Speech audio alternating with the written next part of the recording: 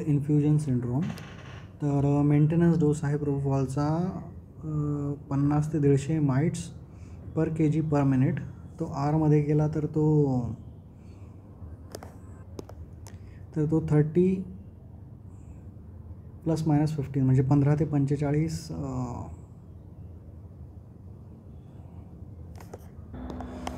तर 15 ते 45 cc म्हणजे 150 ते 450 mg पर 50 kg. तर 3 to 9 mg per kg per hour. तर हा म्हणतो 4 mg फॉर 48 hours. तर जाऊ द्या. माइट्समध्ये लक्षात ठेवा 50 ते 150 किंवा 100 ± 50 आणि सीसीजमध्ये 30 ± 45. तर हा जो आहे हा याने एकदमच वेगळा डोस दिला आहे 4. तर हा मेंटेनन्स डोस आहे. तर हा मेंटेनन्स डोस ही व्हॅल्यू विचारतात 4 mg per kg per hour more than 48 hours. तर त्याच्यानंतर तुमचं चालू होऊन जातं मेटाबॉलिक ॲसिडोसिस चालू होऊन जातं. तर हार्टवर इफेक्ट होतो. हार्टमध्ये ॲरिथमियाज होणार, हार्ट फेल्युअर होणार, कारण की हार्टला एनर्जी नाही मिळणार आणि लिपिड टॉक्सिसिटी होणार. तर हा काय करतो, फॅटी ॲसिडची एंट्री थांबवतो. प्रोपोफॉल कार्निटिन पाल्मोटाईल ट्रान्सफरेजमध्ये हा ट्रान्सपोर्टर आहे मायटोकॉन्ड्रियाचा. तर फॅटी ॲसिड एंटर होत नाही, बीटा ऑक्सिडेशन होत नाही, एनर्जी कमी होऊन जाते. एनर्जी कमी झालं की मग तुमचं ATP कमी झालं, सेल्युलर स्वेलिंग वाढणार. नंतर ETCला हॅम्पर करतं, त्याच्यामुळे रिॲक्टिव्ह ऑक्सिजन स्पीसीज तयार होतात. नंतर रायनोडाईन रिसेप्टरवर ॲक्ट होतात, त्याच्यामुळे कॅल्शियम वाढतं, त्याच्यामुळे एनर्जी डिमांड वाढते. लिपिड डायरेक्टली टॉक्सिक आहे, फ्री फॅटी ॲसिड वाढतात, फ्री फॅटी ॲसिड एंटर होत नाही, त्याच्यामुळे मायटोकॉन्ड्रिया आणि सेल्युलर डॅमेज करतात. तर हे कॅल्शियम वाढलं, फ्री फॅटी ॲसिड वाढलं, ATP कमी झाला म्हणून मसलचं ब्रेकडाऊन होतं, मायोग्लोबिन वाढतं, त्याच्यानंतर लॅक्टेट वाढतं, हायपरकॅलेमिया होतो आणि हार्टवर ॲरिथमियाज होतात. तर इन्व्हेस्टिगेशनमध्ये तुम्हाला काय ॲसिडॉसिस दिसणार, lactate, CK, myoglobin, hyperlipidemia, ECG changes, profound metabolic acidosis होणार.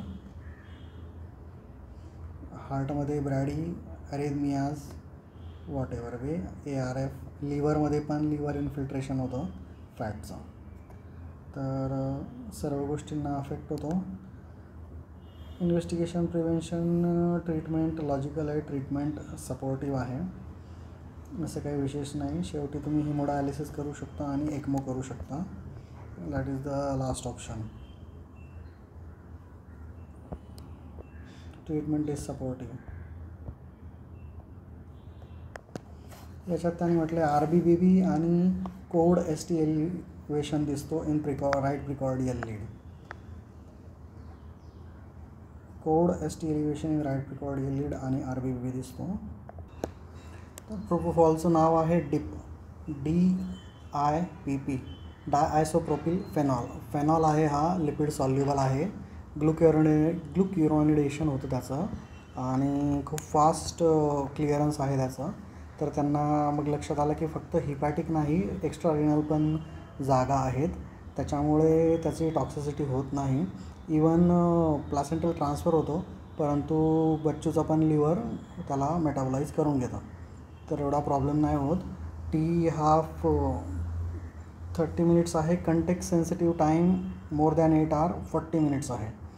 तर दिल्या 1 ब्रेन आर्म सर्क्युलेशनमध्ये काम करतो तो.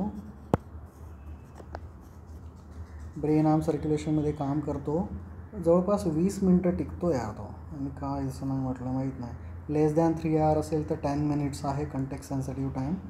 8 hours असेल तर less than 40 minutes. Half life 2 to 5 minutes.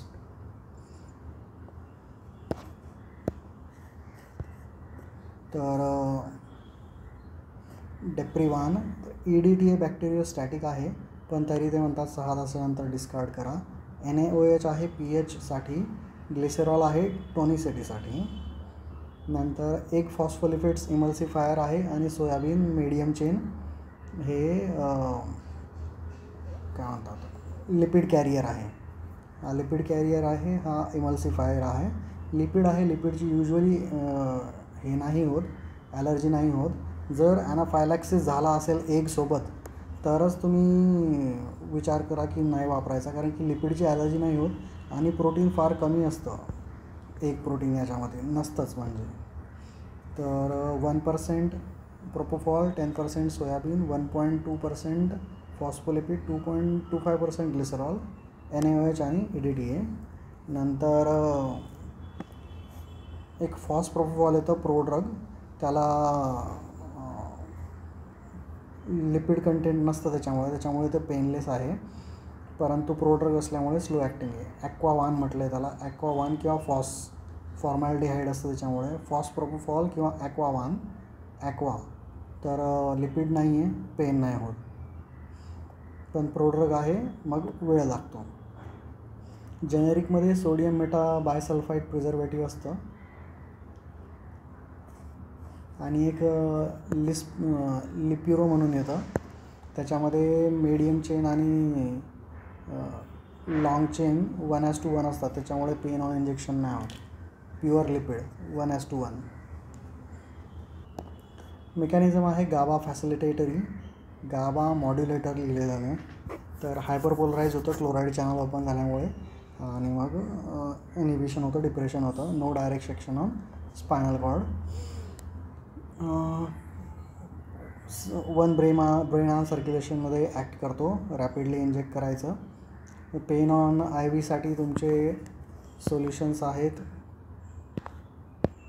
तुम्ही मोठी व्हेन पकडा, स्मॉल साईज कॅनला पकडा, डायल्यूट करा, डायल्यूट नाही म्हणतात ते, रॅपिड इंजेक्ट करा, ब्लड ॲस्पिरेट करा किंवा लिग्नोकेन द्यायला चला आधी, किंवा मग प्रोपोफॉल लिप्युरो वापरा.